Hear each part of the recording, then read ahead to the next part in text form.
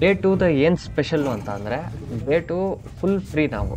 So ಅದಕ್ಕೆ ನಾವೇನ್ ಮಾಡಿದ್ವಿ, ಇದನ್ನ ಯುಟಿಲೈಸ್ ಮಾಡ್ಬೇಕು ಅಂತ ಒಂದು ಡೇ ಪಾಸ್ ತಗೊಂಡ್ವಿ. ಅದು ಡೇ ಪಾಸ್ ಎಷ್ಟು ಕಾಸ್ಟ್ ಆಗುತ್ತೆ ಅಂದ್ರೆ 370 ರೂಬಲ್ಸ್ ಆಗುತ್ತೆ. ಸೊ ಅದನ್ನ ಇಟ್ಕೊಂಡು ನೀವು ಹೆಂಗ್ ಬೇಕಾದ್ರೂ ಮಾಸ್ಕೋನಲ್ಲಿ ಎಲ್ಲಿಗೆ ಬೇಕಾದ್ರೂ ಹೋಗ್ಬೋದು. ಯಾವ ಎಂಡ್ ಇಂದ ಇಟ್ಕೊಂಡು ಇನ್ನೊಂದು ಎಂಡ್ಗೆ ಹೋಗ್ತೀನಿ ಅಂತ ಆರಾಮಾಗಿ ಹೋಗ್ಬೋದು. ಅದು ಆ ಪಾಸಿನ ಮಹಿಮೆ. ಸೊ ಆ ಪಾಸ್ ಬಂದು 370 ರೂಬಲ್ಸ್. ಟ್ರಾಮ್ ಬರುತ್ತೆ, ಬಸ್ ಬರುತ್ತೆ, ಸಬರ್ಬನ್ ಅಂದ್ರೆ ಮೆಟ್ರೋ ಬರುತ್ತೆ. ಎಲ್ಲಿ ಬೇಕಾದ್ರೂ ಎಷ್ಟು ಸತಿ ಬೇಕಾದ್ರೂ ಎಷ್ಟು ಸತಿ ಬೇಕಾದ್ರೂ ಇಳಿಬಹುದು. ಇದೊಂದು ಅಡ್ವಾಂಟೇಜ್ ನ ಇಟ್ಕೊಂಡು ನಾವೇನ್ ಮಾಡಿದ್ವಿ, ಟ್ರಾಮ್ ಹತ್ಬಿಟ್ಟು ಒಂದ್ ಟ್ರಾಮ್ ಅಲ್ಲಿ ಕೂತ್ಕೊಂಡಿದ್ದ ಅಷ್ಟೇ ಫುಲ್ ಒಳ್ಳೆ ವರ್ಗದಲ್ಲಿ ಹೋದಂಗ ಅನ್ನಿಸ್ತು. ಯಾಕಂದ್ರೆ ಅಷ್ಟು ಬ್ಯೂಟಿಫುಲ್ ಆಗಿತ್ತು ಎಲ್ಲ ಸೀನ್ಸು, ಎಲ್ಲ ಸಿಟಿ ಸೀನ್ಸು, ಮತ್ತೆ ರಿವರ್ ಮೇಲೆ, ರಿವರ್ ಕೆಳಗೆ, ಅಪ್ಪ ಹೆಂಗ್ ಬೇಕೋ ಹಂಗಂಗೆ ಓಡಾಡಿದೀವಿ ನಾವಂತೂ. ಆಮೇಲೆ ಮಾಸ್ಕೋ ಸಿಟಿನೂ ಕೂಡ ಒಂದೊಂದ್ ಕಡೆಯಿಂದ ಪ್ರತಿ 1 ಕಿಲೋಮೀಟರ್ಗೂ ಚೇಂಜ್ ಆಗ್ತಾ ಇರುತ್ತೆ.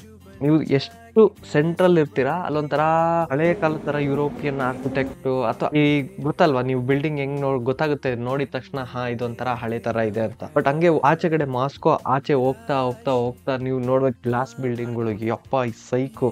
ಅದಾದ್ಮೇಲೆ ಎಷ್ಟೊಂದು ಆರ್ಕಿಟೆಕ್ಚರಲ್ ವೇರಿಯೇಷನ್ಸ್, ಅಂದ್ರೆ ಒಂದೇ ತರ ಇರಲ್ಲ ಸಿಟಿ, ಬೋರ್ ಹೊಡ್ಸೋದೇ ಇಲ್ಲ, ಯಾವ ತುದಿನಲ್ಲಾದ್ರೂ ಬೋರ್ ಹೊಡ್ಸಲ್ಲ. ಆಮೇಲೆ ಮಾಸ್ಕೋ ಸೆಂಟರ್ ಇಂದ ಆಚೆ ಹೋಗ್ತಾ ಹೋಗ್ತಾ ಸಿಕ್ಕಾಪಟ್ಟೆ ವೈಡ್ ಆಗುತ್ತೆ. ಇವಾಗ ಯಾವ್ದೇ ಆಗ್ಲಿ ಫ್ರೀ ಸ್ಪೇಸ್ ಆಗುತ್ತೆ ಮಾಸ್ಕೋ. ರೋಡ್ಸ್ ಆಗ್ಲಿ ದೊಡ್ಡದು, ಎಲ್ಲೂ ಕಂಜೆಷನ್ ನಿಮಗೆ ಫೀಲೇ ಆಗಲ್ಲ ಮಾಸ್ಕೋನಲ್ಲಿ.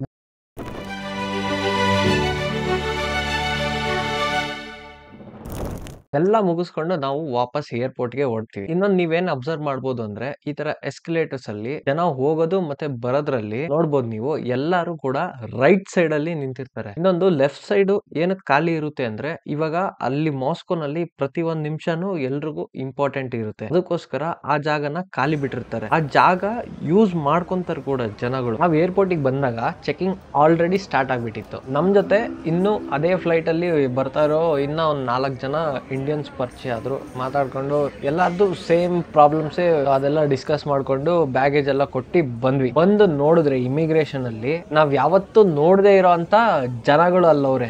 ಅಂದ್ರೆ ಅಷ್ಟು ಜಾಸ್ತಿ ಜನಗಳಿದ್ರು. ಆಮೇಲೆ ಇಮಿಗ್ರೇಷನ್ ಕೂಡ ಸಿಕ್ಕಾಪಟ್ಟೆ ಟೈಮ್ ತಗೊಂತಾ ಇತ್ತು. ಒಬ್ಬೊಬ್ರು ಪಾಸ್ ಆಗೋಕು ಮಿನಿಮಮ್ ಒಂದು 15 to 17 ಮಿನಿಟ್ಸ್ ಆದ್ರೂ ತಗೊಂತಾ ಇತ್ತು. ನಾನು ಆಕ್ಚುಲಿ ಕೌಂಟ್ ಮಾಡಿದ್ದೆ ಇದು ಎಷ್ಟು ನಿಮಿಷ ತಗೊಂತಾ ಇದೆ ಅಂತ. ನಮ್ ಫ್ಲೈಟ್ ಇರೋದು 11 ಗೆ ಅನ್ಕೊಳ್ಳಿ.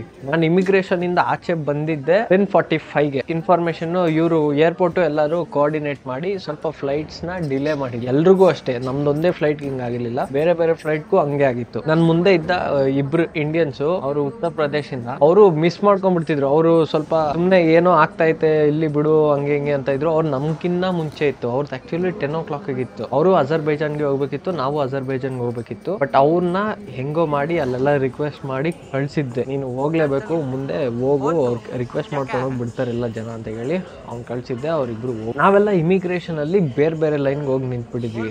ನಾವು 3 ಜನದಲ್ಲಿ ನಾನು ರಚನಾ ನಿಂತಿದ್ ಲೈನು ಸ್ವಲ್ಪ ಬೇಗ ಹೋಗ್ತಾ ಇತ್ತು. ಫಸ್ಟ್ ಯಾರು ಹೋಗಿದ್ದು ಅಂದ್ರೆ ರಚನಾ ಲೈನು ಬೇಗ ಹೊರಟೋಯ್ತು. ಅವರೆಲ್ಲ ಹೋಗಿ ಚೆಕಿಂಗ್, ಇಮಿಗ್ರೇಷನ್ ಮುಗಿಸಾದ್ಮೇಲೆ ಒಂದು ಚೆಕಿಂಗ್ ಇರುತ್ತೆ, ಅದನ್ನ ಮುಗಿಸ್ಕೊಂಡು ಹೋದ್ರು. ಬಟ್ ನಾನು ಇನ್ನ ಇಮಿಗ್ರೇಷನ್ ಅಲ್ಲೇ ಇದ್ದೆ. ನಾನು ಇಮಿಗ್ರೇಷನ್ ಮುಗಿಸಿ ನನ್ನ ಚೆಕಿಂಗ್ ಆದ್ಮೇಲೆ ಮಹಾ ಪರಮಾತ್ಮಂದು ಚೆಕಿಂಗ್ ಸ್ಟಾರ್ಟ್ ಆಯ್ತು. गलती ये हुई कि एक मेरा भाई था, कीर्तन सिम्हा भाईजान मेरा,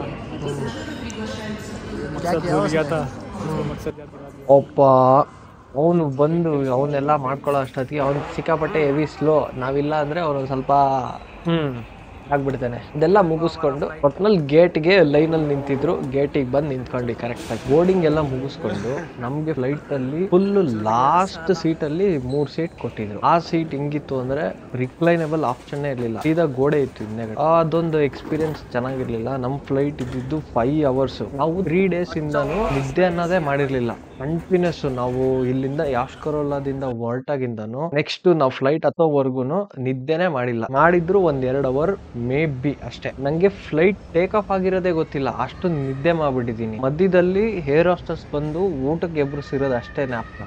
ಹೋಗಿ ಅಜರ್ಬೈಜಾನ್ ಅಲ್ಲಿ ಇಳಿದಿದ್ದು. ಆದ್ಮೇಲೆ ಅಜರ್ಬೈಜಾನ್ ಅಲ್ಲಿ ಇನ್ನೊಂದು ದೊಡ್ಡ ಕತೆ. ಅಜರ್ಬೈಜಾನ್ ಏರ್ಪೋರ್ಟ್ ಅಲ್ಲಿ ಇನ್ನೊಂದ್ ಏನಂದ್ರೆ, ಆ ಏರ್ಪೋರ್ಟ್ ಫುಲ್ ಕಿಯಾಟಿಕ್. ಅವ್ರ ಆಫೀಸರ್ಸ್ ಇಂದ ಹಿಡಿದು ಯಾವ್ದೇ ಲೈನ್ ಆದ್ಲು ಒಂದು ಕಿಯಾಸ್ ಇದ್ದೇ ಇರುತ್ತೆ. It was so confusing. ಅಂದ್ರೆ ಅಜರ್ಬೈಜಾನ್ ಒಂದೇ ಏರ್ಪೋರ್ಟ್ ಅದು. ನಾನು ಇದ್ರಷ್ಟು ವರ್ಸ್ಟ್ ಎಕ್ಸ್ಪೀರಿಯನ್ಸ್ ಎಲ್ಲೂ ಮಾಡೇ ಇರ್ಲಿಲ್ಲ. ಇದು ಹೊಡಿತಾ ಇದೀವಿ, ಆಗ್ತಾನೆ ಇಲ್ಲ ಅದು.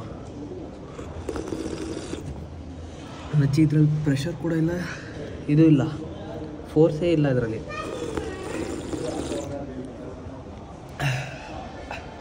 ಒಂದು 10 ನಿಮಿಷದಿಂದ ಕುಡ್ದಿದ್ದೀವಿ, ಒಂದು ಅರ್ಧ ಲೀಟ್ರ್ ಕುಡ್ದಿಲ್ಲ ನಾವು ಅದರಲ್ಲಿ. ನಾನು ಹೋಗಿದ್ದು ಬೆಹರಿನ್ಗೆ ಹೋಗಿದ್ದೀನಿ, UAE ಅಲ್ಲಿದ್ದೆ, ಶಾರ್ಜಾನಲ್ಲಿದ್ದೆ. ಒಂಥರ ಬ್ಯೂಟಿಫುಲ್ ಎಕ್ಸ್ಪೀರಿಯನ್ಸ್. ಲೇ ಓವರ್ಸ್ ಅಂದ್ರೇನೆ ನಮ್ಗೆ ಇಷ್ಟ ಆಗೋದು. ನಾನಂತೂ ಬೆಹರಿನಲ್ಲಿ ಆಚೆ ಎಲ್ಲ ಓಡಾಡ್ಬಿಟ್ಟಿದ್ದೀನಿ. 15 ಅವರ್ಸ್ ಹೆಂಗೋ ಅದು ಇದು ಮಾಡ್ಕೊಂಡಿದ್ವಿ, ಆರಾಮಾಗೆ ಹೋಯ್ತು. ಯಾಕಂದ್ರೆ ಲ್ಯಾಪ್ಟಾಪ್ ಇತ್ತು, ಟ್ಯಾಬ್ಸ್ ಇತ್ತು, ಗೇಮ್ನೆಲ್ಲ ಆಡ್ಕೊಂಡ್ ಕುಂತಿದ್ವಿ, ಹೆಂಗೋ ಮ್ಯಾನೇಜ್ ಮಾಡಿದ್ವಿ. ಅದಾದ್ಮೇಲೆ ಬೋರ್ಡಿಂಗ್ ಸ್ಟಾರ್ಟ್ ಆಯ್ತು. ಬೋರ್ಡಿಂಗ್ ಆದ್ಮೇಲೆ ಫ್ಲೈಟ್ ಹೋದ್ವಿ. ಫ್ಲೈಟ್ ಇಂದ ಒಂದು ಬಿಗ್ ರಿಲೀಫ್. ಫ್ಲೈಟ್ ಅಲ್ಲಿ ಊಟ ಕೊಟ್ರು, ತಿಂದು ಮಲ್ಗಿದಷ್ಟೇ. ತಿರ್ಗಾ ಬೆಳಗ್ಗೆ ಇಂದಿರಾ ಗಾಂಧಿ ಏರ್ಪೋರ್ಟ್ ಡೆಲ್ಲಿಲಿ ಬಂದ್ವಿ. ಡೆಲ್ಲಿಲಿ ಇನ್ನೊಂದೇನಂದ್ರೆ ನಮ್ದು ಡೊಮೆಸ್ಟಿಕ್ ಫ್ಲೈಟ್ ಇತ್ತು, ಸೊ ಅದನ್ನು ಒಂಚೂರು ಬೇಗನೆ ಮಾಡ್ಕೊಂಡಿದ್ವಿ. ಅಂದ್ರೆ ಒಂದು 2 ಅವರ್ಸ್ 3 ಅವರ್ಸ್ ಗ್ಯಾಪ್ ಇತ್ತು ಅಷ್ಟೇ. ಬಟ್ ನನ್ನ ಫ್ರೆಂಡ್ ಅಬ್ದಾಲ್ದ್ ಏನಿತ್ತು ಅಂದ್ರೆ ಅವನು ಇನ್ ಯಾವ್ದು ಫ್ಲೈಟ್ ಇಲ್ಲ, ಅವ್ನು ಆಕ್ಚುಲಿ ಲಕ್ನೋಗ್ ಹೋಗ್ಬೇಕು. ಅವನಿಗೆ ದಿಸಕ್ಕೆ ಕಮ್ಮಿ ಫ್ಲೈಟ್ಸ್ ಡೆಲ್ಲಿಯಿಂದ ಲಕ್ನೋಗೆ. ಅವ್ನಿಗೇನಿತ್ತು 1.5 ಅವರ್ ಅಷ್ಟೇ ವಿಂಡೋ ಇದ್ದಿದ್ದು. ಅದಕ್ಕೆ ನಾವು ರಶ್ ಮಾಡಿದ್ವಿ, ಅವನಿಗೆ ಫ್ಲೈಟ್ ಸಿಕ್ತು. ಬಟ್ ಅವ್ನ್ಗೆ ಅದೇ ಮನ್ಸಾಗ್ಲಿಲ್ಲ ಹೋಗಕ್ಕೆ. ಸುಮ್ನೆ ಫುಲ್ ಹೋಗೋವರ್ಗುನು ಬಾಯಿ ಅಂತಲೇ ಇದ್ದ. ನಾವು ಅರ್ಥ ಮಾಡ್ಕೊಂಡ್ವಿ, ಅಳು ಮುಖದಲ್ಲಿ ಹೋಯ್ತಾವನೆ ಅಂತ. ಅದಾದ್ಮೇಲೆ ಅವನ್ನ ಬಿಟ್ಟು ನಾವು ತಿರ್ಗಾ ವಾಪಸ್. ಏನಂದ್ರೆ ಡೆಲ್ಲಿ ಏರ್ಪೋರ್ಟ್ ಅಲ್ಲಿ ಅವ್ರ ಸೈಡ್ ಗೇಟ್ ಹೋಗಕ್ಕೆ ಯೂನಿ ಡೈರೆಕ್ಟ್ ನಲ್ಲಿ ಎಸ್ಕಲೇಟರ್ ಫ್ಲಾಟ್ ಬೆಡ್, ಬಟ್ ವಾಪಸ್ ಹೋಗೋರ್ಗ ಅದಿರಲ್ಲ. ನಾವು ಆ ಕಡೆಯಿಂದ ಬರ್ತಾ ಹೆಂಗೋ ಆ ಎಸ್ಕಲೇಟರ್ ಮೇಲೆ ನಿಂತ್ಕೊಂಡ್ ಬಂದ್ಬಿಟ್ವಿ 39 ಗೇಟ್ ಗೆ. ಯಾವ್ದೋ ಒಂದ್ ಗೇಟಿಗೆ ಬಂದ್ವಿ. ಅದಾದ್ಮೇಲೆ ಅಲ್ಲಿಂದ ವಾಪಸ್ ಹೋದ್ವಲ್ಲ ನಮ್ ಟರ್ಮಿನಲ್ ಡೆಡ್ ಅಪೋಸಿಟ್ ಅಲ್ಲಿ ಫುಲ್ ಎಕ್ಸಾಸ್ಟ್ ಆಗ್ಬಿಟ್ಟಿದ್ವಿ. ಅದಾದ್ಮೇಲೆ ವೆಯ್ಟ್ ಮಾಡಿದ್ವಿ ಒಂದ್ ಸ್ವಲ್ಪ ಹೊತ್ತು. ನಮ್ ಫ್ಲೈಟ್ ಬೋರ್ಡಿಂಗ್ ಸ್ಟಾರ್ಟ್ ಆಯ್ತು. ಬೋರ್ಡಿಂಗ್ ಮಾಡ್ಕೊಂಡು ಸೀದಾ ಬೆಂಗಳೂರಿಗೆ ಬಂದ್ ಲ್ಯಾಂಡ್ ಆದ್ಮೇಲೆ ನಾವ್ ಅಲ್ಲೇ ಏರ್ಪೋರ್ಟ್ ಅಲ್ಲಿ ಸ್ವಲ್ಪ ಫ್ರೆಶ್ ಅಪ್ ಎಲ್ಲ ಆಗಿ ನೀಟಾಗಿ ಒಂಚೂರು ರಿಲ್ಯಾಕ್ಸ್ ಆಗಿ ನೀರೆಲ್ಲ ಕುಡಿದ್ಬಿಟ್ಟು 5 ನಿಮಿಷ ಅಲ್ಲೇ ಕೂತ್ಕೊಂಡಿದ್ದೆ. ಅದಾದ್ಮೇಲೆ ಇವರೆಲ್ಲ ಹೋದ್ರು, ರಚನಾ ಅವರೆಲ್ಲ ಅವ್ರ ಪೇರೆಂಟ್ಸ್ ಬಂದಿದ್ರು, ಕರ್ಕೊಂಡು ಹೋದ್ರು. ಆಮೇಲೆ ನಾನು ಹೊರಟೆ. ನನ್ ಫ್ರೆಂಡ್ ಬಂದಿದ್ದ ಸೂರ್ಯ ಅಂತ, ಅವ್ನ್ ಪಿಕ್ ಮಾಡ್ದ. ನಾನು ಹೇಳ್ದೆ ಇಲ್ಲಿಂದ ಇಲ್ಲಿಗೆ ಬಿಡು ಅಂತ. ಅವ್ನ್ ಬಂದು ನನ್ಗೆ ಅಲ್ಲಿಂದ ಅಲ್ಲಿ ಬಿಟ್ಕೊಟ್ಟ. ಅದಾದ್ಮೇಲೆ ಮನೆ